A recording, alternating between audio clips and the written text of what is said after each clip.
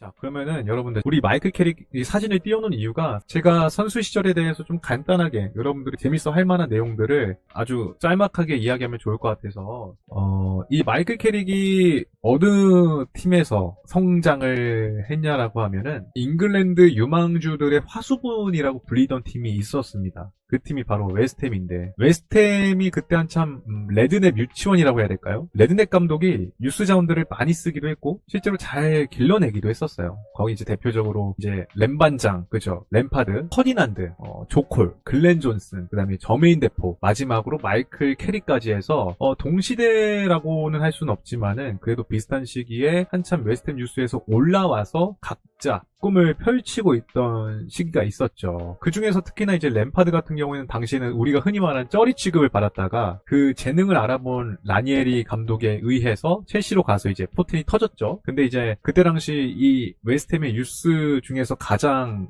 인기가 많았고 어린 나이서부터 가장 인정받던 선수는 퍼디난드였다고 합니다. 퍼디난드는 뭐 어렸을 적부터 수비력이 굉장히 뛰어난 센터백이다, 센터백 유망주다, 뭐 이런 이야기가 많았다고 해요. 이 전력만 계속해서 유지가 됐다면 웨스트햄은 굉장히 강팀이 됐을 겁니다. 근데 이 웨스트햄이 전력이 나쁘지 않았어요, 원래도. 그러니까 이 유스 자원들이 아니더라도 1군에서 뛰고 있는 선수들의 어떤 네임밸류?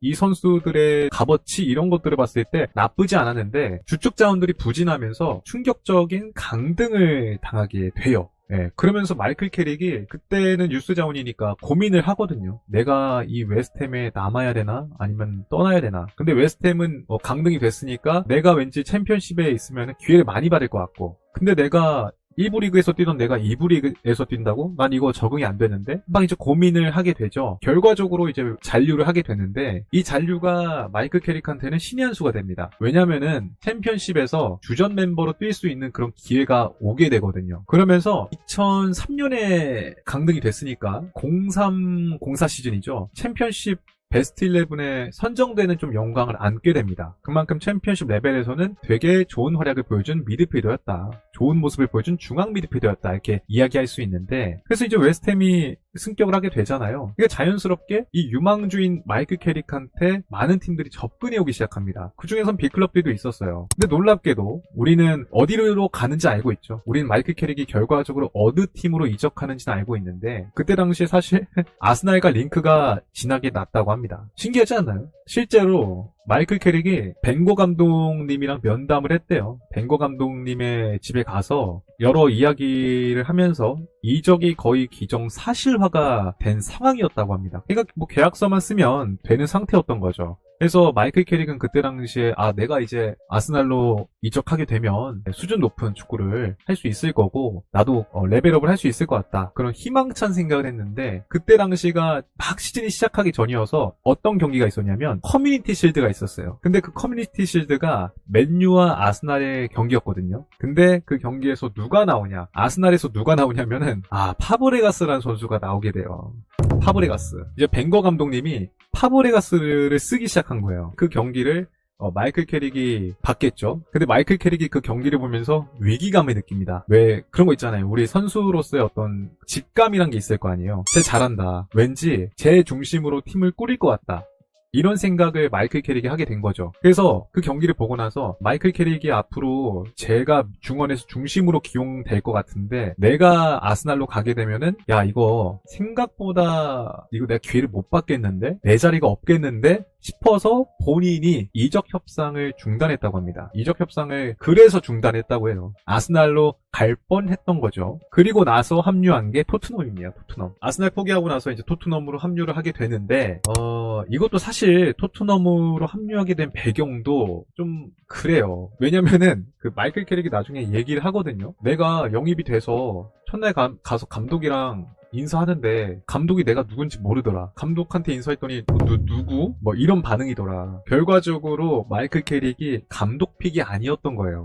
감독픽이 아니라 여러분들 그 첼시 단장으로 있었던 그 아르네센 단장이라고 알아요? 좀 오래된 단장이긴 한데 그 아르네센 단장이 그때 당시 토트넘 단장이었는데 마이클 캐릭이 단장픽이었던 거예요. 그래서 영입 첫날, 그러니까 처음으로 훈련장에 온 날에 나는 분명히 1군 선수로 계약을 맺어서 온 건데 리저브 팀에서 훈련을 받았다고 합니다. 그 정도로 좀 토트넘에서의 첫날이 조금 그랬죠. 기분 좋은 그런 경험은 아니었겠죠. 근데 뭐 결과적으로 토트넘에서는 오랫동안 또 주전으로 뛰면서 자기의 주가를 더 높였죠. 네. 저는 개인적으로 마이클 캐릭이 공 차는 거 봤을 때는 저 선수의 장점이 뭐지? 저 선수가 가지고 있는 무기가 뭐지? 이런 생각을 많이 했었어요. 왜냐면은 우리 입장에서는 되게 뭔가 뛰어난 게 없어 보이잖아요. 그냥 중원에서 패스 몇 번 하고 특징이 없는 것 같다고 해야 될까요? 저는 어렸을 적에 입문했을 때 그러니까 축구를 보는 어떤 식견이 없던 시절엔 그렇게 생각을 했었는데 이영표 선수가 인터뷰에서 이제 그런 얘기를 하더라고요. 1대1을 훈련장에서 서로 한 적이 있었는데 맨날 뚫리니까 내 공을 못 막으니까 야 어떻게 제가 잉글랜드 대표팀이 발탁되는 거지? 아니, 뭐 잘하는 건 아닌 것 같은데 왜 제가 잉글랜드 대표지? 이 생각을 했대요. 근데 제가 아까 초반에 말씀드렸던 마이클 캐릭의 가장 큰 장점 그 경기장에서의 침착함. 그러니까 경기장에 들어서는 순간 이 선수는 뭐 수비 이런 걸 떠나가지고 침착성, 그다음에 뭐 터치하는 거, 뭐 기본기, 시야 이런 몇 가지의 능력들, 기본적인 능력들이 너무 뛰어나니까 굳이 수비를 하지 않아도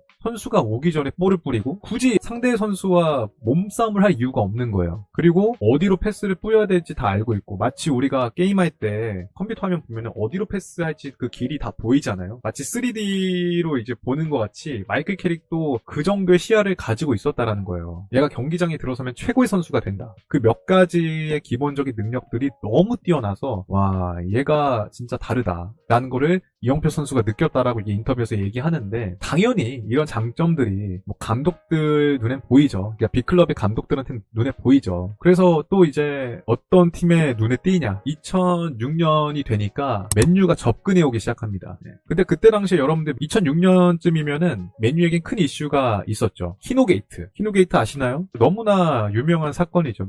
그거에 대해서 설명을 드릴게요. 키노게이트가 뭐냐면 로이 킨이 맨유 TV라고 하죠. 맨유 미디어 팀과의 인터뷰에서 자기 의사오적이라고 부르는 5명의 선수를 꼽으면서 공개적으로 비판합니다. 플래처, 그 다음에 뭐 리차드슨, 뭐 퍼디난드 이런 선수들을 공개적으로 맹비난을 해요. 되게 세게 쏘아붙이는 거예요. 얘는 뭐 맨유급도 아니다. 이런 거죠. 소위 이 새끼는 여기 왜 있는지 모르겠다. 얘네 진짜 개같이 뛰어야 되는데 개같이 뛰지도 않는다. 얘는 맨유 선수 아니다. 맨유에서 뛸 만한 클래스가 아니야. 약간 이런 식으로 인터뷰를 한 거예요. 근데 그게 원래 여러분도 아시겠지만은 로이킨이 워딩이 세거든요. 워딩이 센 건데 결과적으로 로이킨이 하고 싶었던 이야기는 우리가 각성을 해야 된다. 우리가 좀 더 맨유란 클럽의 위상에 맞는 활약을 펼쳐야 한다. 그런 내용이었어요. 우리가 노력해야 돼. 이게 풀로 보면은 그런 내용이에요. 근데 우리가 알고 있는 건 선수들을 비난했다 약간 그런 내용이죠. 이거에 대한 심각성을 알고 있는 미디어 그룹이 이거를 내보내야 될지 말아야 될지 그런 막 고민을 해요. 근데 그러다가 그 이제 퍼거슨 감독의 귀에도 들어가고 언론을 통해서도 좀 그게 흘러나오기 시작합니다. 언론들이 그런 뭐 내용도 알겠죠. 로이킨이 내부에서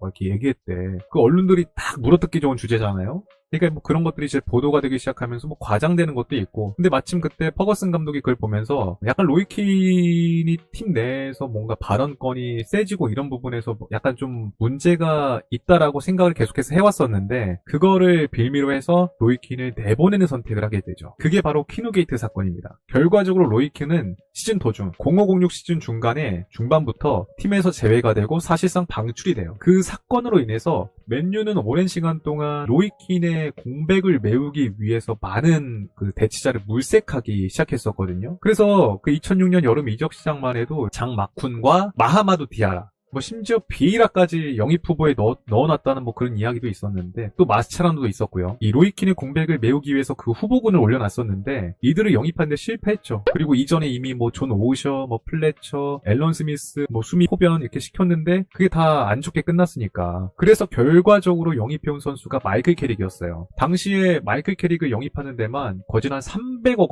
원을 썼습니다. 근데 그때 당시에 약간 좀 욕이 많았어요. 여러분들이 생각하시기에는 로이킨의 대체자가 캐릭이라는 게 말이 되나요? 말이 안 되죠. 왜냐면 스타일 특성도 다 다르고 선수의 플레이 스타일 이런 거 다 다르니까. 근데 아무래도 이건 제 개인적인 생각이지만 직접적인 대체자는 아니었을 거예요. 근데 다만 로이킨이 나가고 어떤 전술의 흐름이 점점 바뀌면서 중원 구성이나 중원의 어떤 팀 컬러를 바꾸려고 한 게 아니었을까라는 게 제 생각입니다. 그래서 마이클 캐릭을 영입함으로써 뭐 스콜스랑 같이 배치하고 이렇게 하면서 뭔가 더 점유율을 높이는 방식으로 가려고 했을 수도 있겠죠. 그래서 저 같은 경우에는 그렇게 개인적으로 생각을 합니다. 맨유의 어떤 그동안에 보여줬던 투박한 면모를 벗어나서 좀 더 세밀함으로 가기 위한 루트 중에 하나로 마이클 캐릭을 영입한 게 아니었을까 생각을 하고요. 그 이후부터 마이클 캐릭은 여러분들이 아시는 것처럼 너무 잘했죠. 마이클 캐릭이 스스로 그런 이야기를 하는데 본인이 10월까지 폼이 항상 끌어올려지지 않아가지고 퍼거슨 감독이 10월까지 자기를 뭐 선발 교체 이렇게 바꿔가며 쓰다가 10월달 이후부터는 북박이 주전으로 기용하기 시작한다. 뭐 그런 어떤 패턴이 있다. 이렇게 이야기를 했던 걸로 기억을 합니다. 그리고 마이클 캐릭 여러분들 되게 오랫동안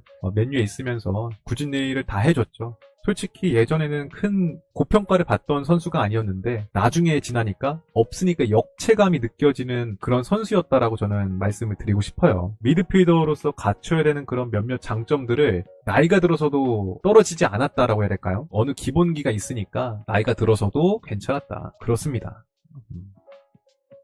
끝.